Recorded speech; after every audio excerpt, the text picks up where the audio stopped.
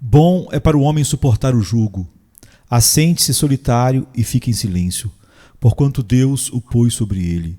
Põe a sua boca no pó, talvez ainda haja esperança. Lamentações 3, 27 a 29. Deus nos chama a praticar o silêncio submisso. Deixe-o sentar-se sozinho e fique em silêncio. Em que aspectos as almas buscadoras devem ficar em silêncio? Eu respondo: primeiro, se o fardo do pecado está pesando sobre você. Certifique-se de se abster de toda conversa fiada, pois se a conversa fiada de outros, como eu lembrei, pode distrair seus pensamentos, quanto mais a tua. Não convém a um homem que está à beira do inferno rir e brincar. Quando Deus está irado com você, você pode rir? Eu posso entender como você pode estar feliz quando você volta para a casa do grande pai e o bezerro cevado é morto, e seu pai se regozija por você. Mas enquanto você ainda está coberto de seus pecados e ainda não tem certeza do perdão de Deus, sente-se em silêncio. É a melhor coisa que você pode fazer. A quietude se torna você.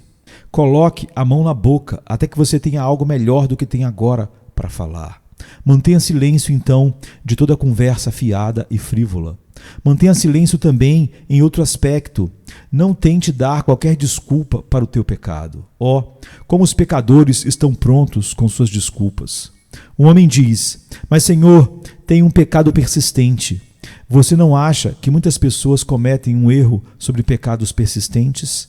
Tinha um homem que ficava bêbado e dizia que era o pecado que o atormentava.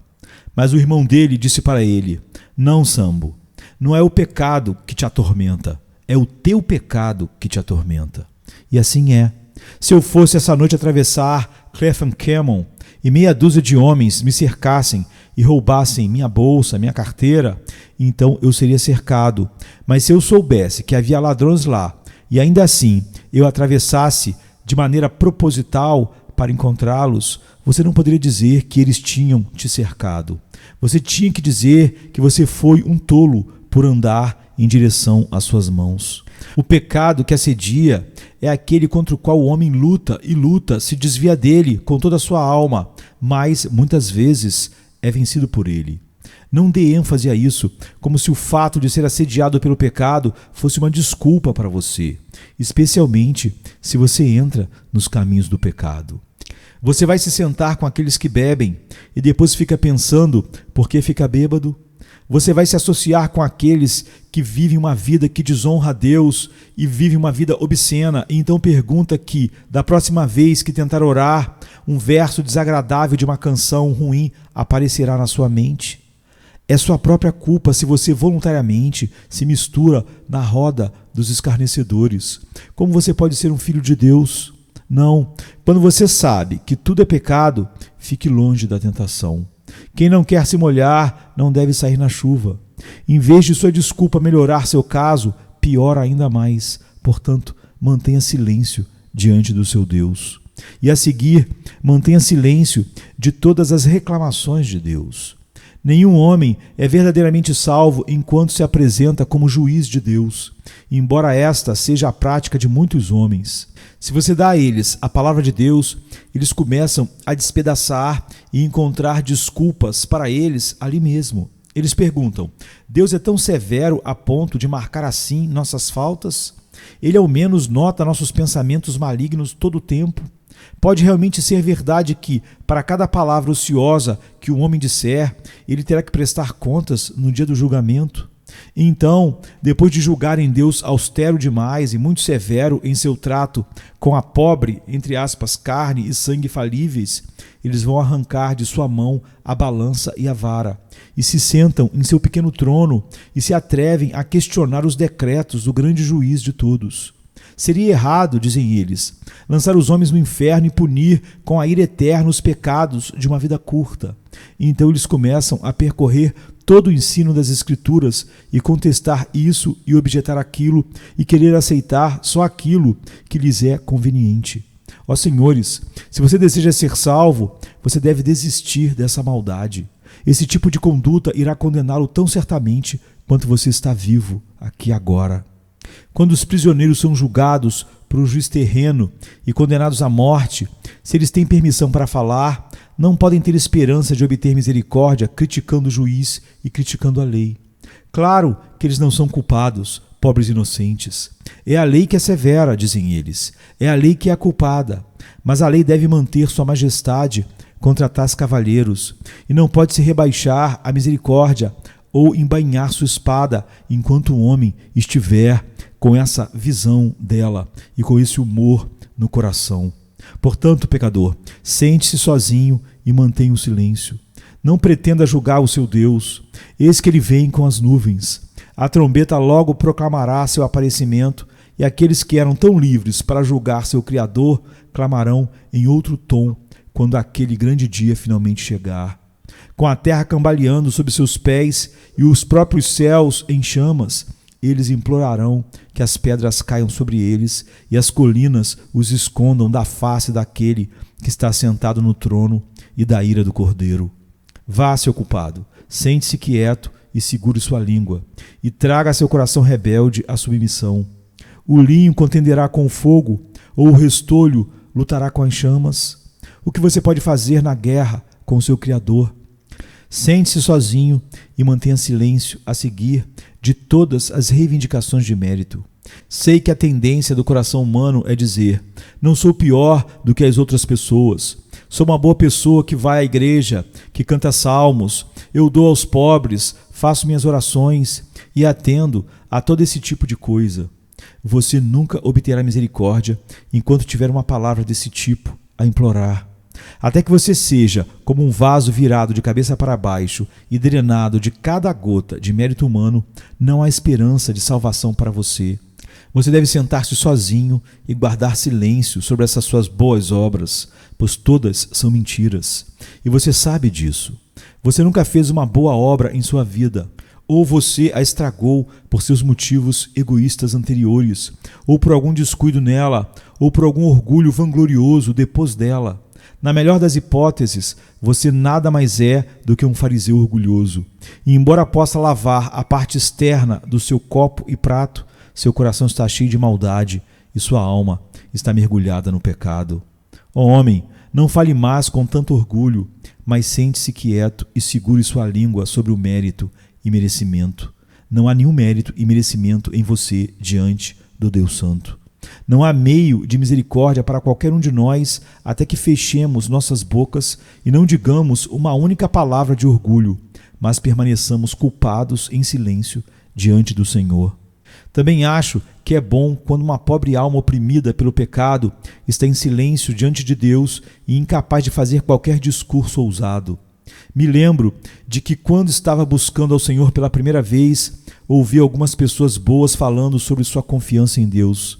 Tive de segurar minha língua, pois não pude dizer uma palavra sobre o assunto.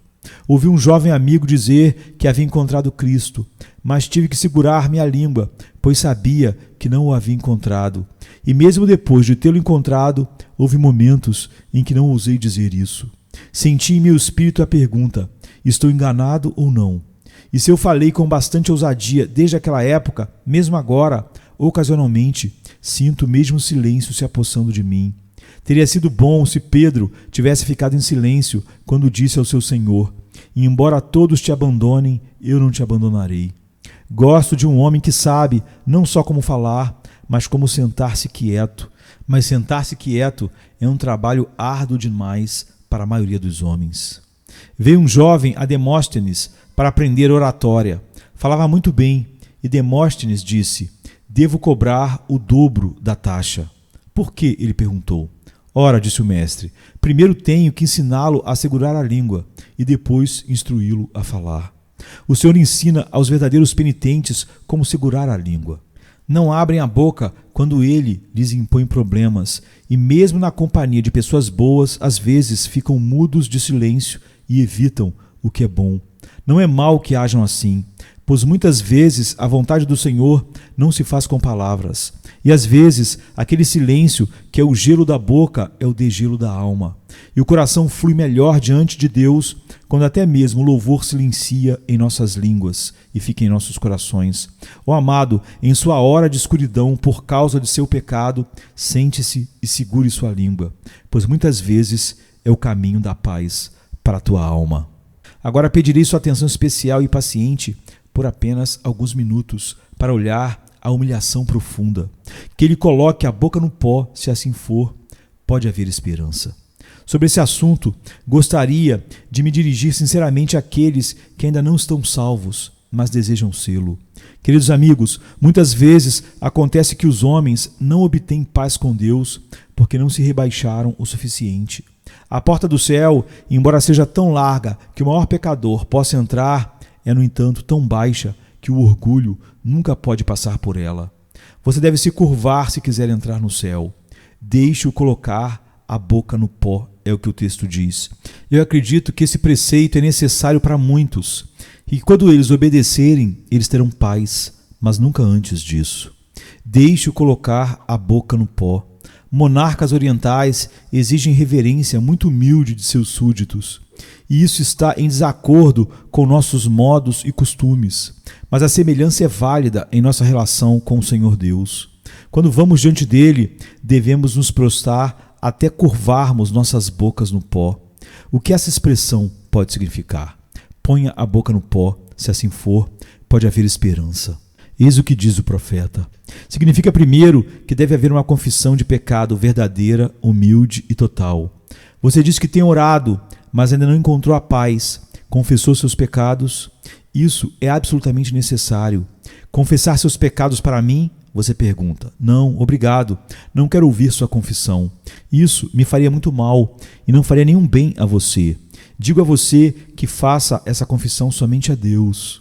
Alguns homens nunca fizeram uma confissão de seus pecados a Deus. Eles o fizeram em termos tão gerais e falsos que não chegaram a ser uma confissão. Entre no seu quarto, feche a porta e fique só. E lá, com palavras ou sem palavras, como você achar melhor, reconheça diante de Deus suas omissões e comissões, o que você fez e o que você não fez. Conte toda a história diante de Deus e clame como o publicano: Deus, tenha misericórdia de mim, o pecador. Não disfarce ou tente dourar as coisas diante do Deus Todo-Poderoso. Deixe todos os seus pecados aparecerem. Assuma uma posição humilde e se responsabilize por todos eles. Não seja simplesmente um pecador no nome, mas confesse que você é um pecador de fato e por atos. Eu acredito que alguns de vocês estão nas trevas por muito mais tempo do que o necessário, porque vocês não se rebaixam a uma humilde confissão de seus pecados e ainda tentam encontrar justificativa apontando para outros. Deixe o bisturi entrar nesta ferida horrível e cheia de pus. Deixe sair todas as coisas. Deixe sua confissão fluir como água diante de Deus. Derrame seu coração diante dele. Reconheça seus pecados. Tome o lugar de um pecador, pois esta é uma ótima maneira de encontrar a salvação ou a restauração do seu coração. Se for assim, como diz o profeta, pode haver esperança. Além disso, queridos amigos, quando se diz que devemos colocar nossa boca no pó, significa que devemos abandonar o hábito de nos colocar acima das outras pessoas e de criticar os outros. Quantas vezes o valor de nossa penitência é destruído porque olhamos para a senhora alguém e dissemos: bem, eu sou culpado, mas ainda bem que eu não sou como ela. Ó, diz outro, eu sei que tenho sido um homem mau, mas eu nunca fui tão mau quanto o velho fulano de tal. O que você tem a ver com ele? Aqui você está fingindo ser humilde, mas é tão orgulhoso quanto Lúcifer. Eu te conheço. Você é como aquele homem que foi ao templo e fingiu que iria orar a Deus e então disse: Deus, eu te agradeço porque não sou como os outros homens, e assim por diante. E ele continuou dizendo: nem mesmo sou como aquele publicano, voltando os olhos com desdém para o verdadeiro penitente. Muitos homens dizem: eu sou um pecador, mas sou um abstêmio total, e uso isso e aquilo, e faço isso e aquilo outro. Sim, mas não se você confiar nessas coisas para ser aceito diante de Deus ou para tentar diminuir a escuridão dos seus pecados. Mas, outro diz, sei que não vivi como deveria, mas sempre estive empenhado em causas sociais e ajudei a igreja. O mesmo deve acontecer com todo homem honesto, mas do que há para se orgulhar nisso? Você vai chegar ao céu pegando o seu dinheiro e mostrando o quanto deu para alguém? O quanto você fez para o homem enquanto desprezava a Deus? No entanto, esse costuma ser o jeito dos homens. Ou talvez estejamos acusando os outros enquanto fingimos que somos humildes. Devemos nos livrar de todos esses maus hábitos se quisermos que o Senhor tenha misericórdia de nós.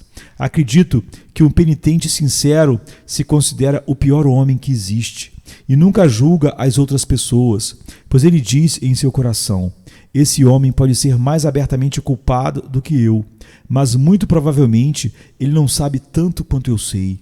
Ou as circunstâncias do seu caso são um atenuante para ele. Uma mulher convencida do pecado diz: é verdade, essa mulher caiu e sua vida está cheia de impurezas, mas talvez, se eu tivesse sido tentada como ela e tivesse sido enganada como ela foi, eu teria feito ainda pior do que ela. Se todos nós pudéssemos abandonar o hábito de criticar outras pessoas e colocar nossa boca no pó em auto-humilhação diante de Deus. Acho que colocar nossa boca no pó também significa que percebemos nossa própria nulidade na presença de Deus. Não temos nada a dizer, nada a reclamar, nada de que nos orgulhar. Se o Senhor nunca olhasse para nós com misericórdia, ainda assim não poderíamos reclamar dele. Se ele nos banisse da sua presença para sempre, ainda assim não poderíamos abrir nossa boca para acusá-lo, mas devemos dizer: tu és justo quando julgas, estás claro quando condenas.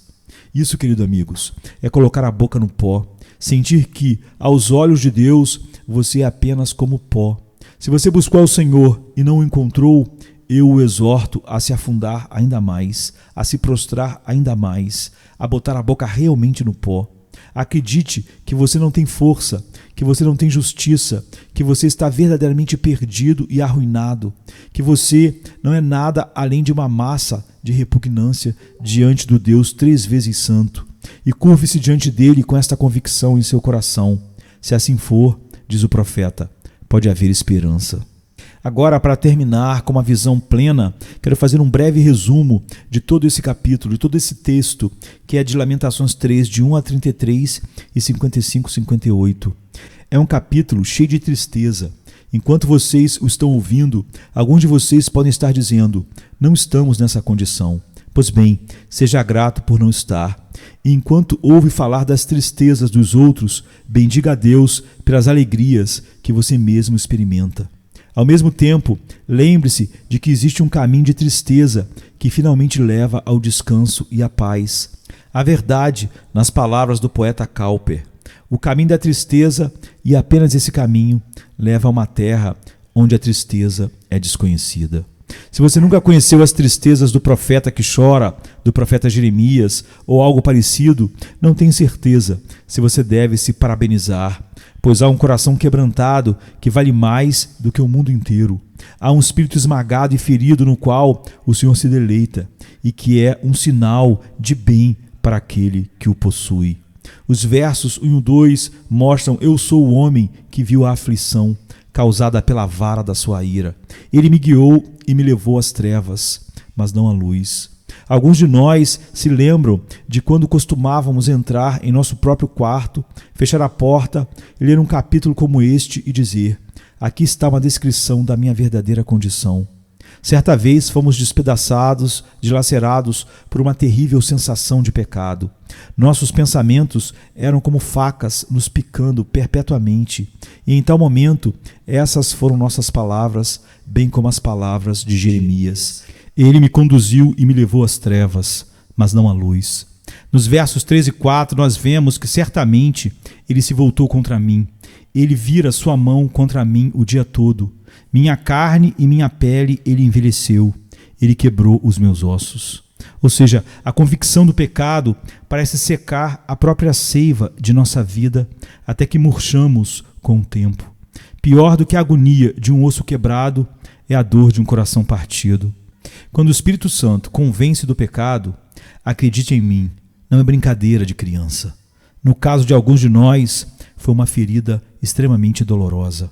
O 5 diz: ele edificou contra mim, como se ele deliberadamente construísse paredes para impedir meu caminho e erguesse castelos de onde atacar minha alma. Ele construiu contra mim, diz o profeta. Ele me cercou de fel e dores de parto. Ele me trancou em um círculo de amargura. Os versos 6 e 7 diz que ele me colocou em lugares escuros, como os que morreram desde a antiguidade.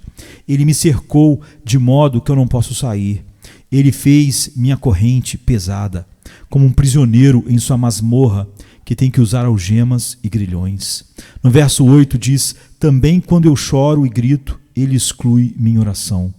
Essa é a pior prova de todas, pois há consolo na oração. Mas quando mesmo isso parece negado a você, em que terrível estado de tristeza seu coração é levado. E dos versos 9 ao 11, ele diz que ele cercou meus caminhos com pedras lavradas. Ele fez meus caminhos tortuosos. Ele era para mim como um urso à espreita e como um leão em lugares secretos. Ele desviou os meus caminhos e me despedaçou. Ele me deixou desolado. Você que se lembra dessa experiência na sua vida, bendito seja Deus por ter passado por ela, por ter atravessado aquela estrada difícil para o lugar de paz e descanso em Cristo. Você que nunca conheceu este caminho, será bom para você quando o fizer, por mais difícil que possa encontrá-lo e achar. O verso 12, ele diz que ele dobrou o seu arco e me colocou como um alvo para a sua flecha. Cada sermão que ouço parece um tiro contra mim. Cada texto das Escrituras parece uma flecha apontada para mim, é o que ele está dizendo. E no 13, ele fez com que a flecha da sua aljava entrasse em minhas rédeas.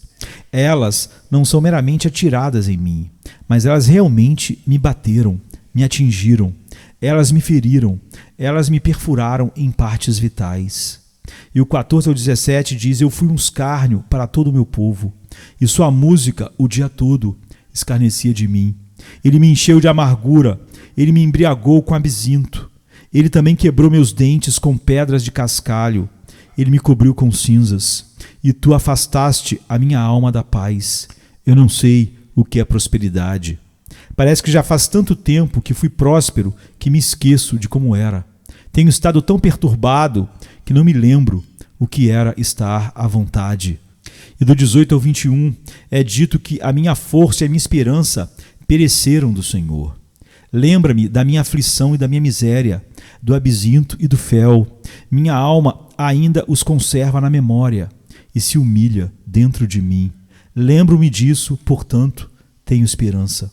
Observe que em toda a sua tristeza, este homem ainda tinha esperança.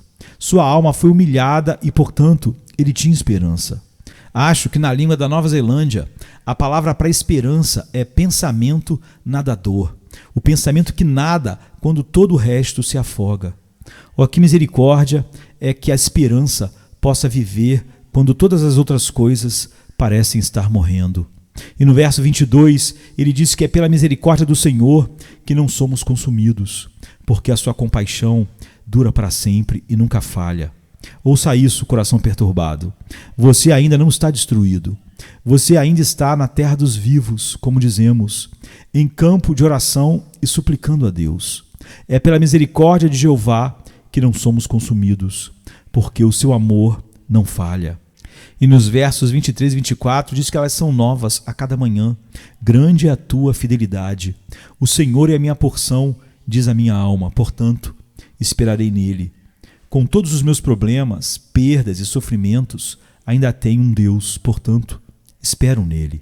E no 25 é dito que bom é o Senhor para os que esperam por ele, para a alma que o busca. Ou seja, mesmo que seja das profundezas da maior angústia que você busca a Deus, você descobrirá que ele é bom para você. Apenas vá e teste-o, experimente-o, e você descobrirá que é exatamente como eu digo. Os versos 26 e 27 dizem que é bom que o homem espere e espere tranquilamente pela salvação do Senhor. É bom para o homem que ele carregue o jugo em sua juventude. E não é mal para ele se continuar a suportá-lo na velhice. Nossos ombros precisam sempre do jugo. Somos criaturas tão incertas que não podemos suportar tanta liberdade, mesmo da tristeza. E dos versos 28 ao 31, ele diz que ele se senta sozinho e guarda silêncio, porque isso carregou e pesou sobre ele. Ele pôs a boca no pó, se assim for, pode haver esperança. Ele dá a sua face ao que o fere. Ele está cheio de opróbrio, pois o Senhor não rejeitará a ele para sempre. Que música há nessa linha? Ele pode colocá-lo fora por um tempo e parecer deixá-lo lá, mas o Senhor não o rejeitará para sempre. Deus pode parecer afastar-nos dele, mas está escrito, ele odeia o repúdio. Não há divórcio entre Cristo e a alma que uma vez foi desposada com ele. Sua separação não será perpétua, pois nada será capaz de nos separar do amor de Deus que está em Cristo Jesus, nosso Senhor. No verso 32 e 33 é dito que, embora cause tristeza, ainda assim ele terá compaixão de acordo com a multidão de suas misericórdias, pois ele não aflige nem entristece de bom grado os filhos dos homens. Agora observe no versículo 55 o que veio ao profeta depois de toda essa tristeza. Ele diz: invoquei o teu nome, Senhor, desde a masmorra. Ouviste minha voz, não esconda teu ouvido da minha respiração ou do meu gemido. Às vezes, nossas orações ficam tão fracas que são apenas uma respiração. Mas nunca devemos esquecer que a oração é o sopro de Deus nos homens, voltando de onde veio. E o sopro de oração nunca é gasto em vão. E no 57, 58, ele diz: tu te aproximaste no dia em que te invoquei. Disseste: não temas. Ó Senhor, tu pleiteaste as causas da minha alma. Que consolo é o fato de Cristo no céu ser nosso grande advogado e de ter pleiteado as causas de nossa alma perante o trono de Deus Pai. E por fim o 58 diz: tu redimiste a minha vida. Aquele que é o nosso advogado é também nosso Redentor e, portanto, estamos duplamente seguros. Glorificado seja o seu nome. Realmente devemos nos prostrar diante de Deus no pó, porque Ele é um Deus de graça e misericórdia. Bom é para o homem suportar o jugo. Assente-se solitário e fique em silêncio, porquanto Deus o pôs sobre ele. Põe a sua boca no pó, talvez ainda haja esperança. Lamentações 3, 27 a 29. Venha se cansado estás, e eu descanso darei.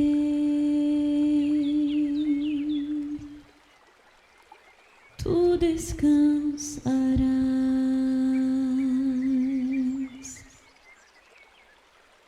Venha a mim se não tens paz, e eu darei paz sem fim.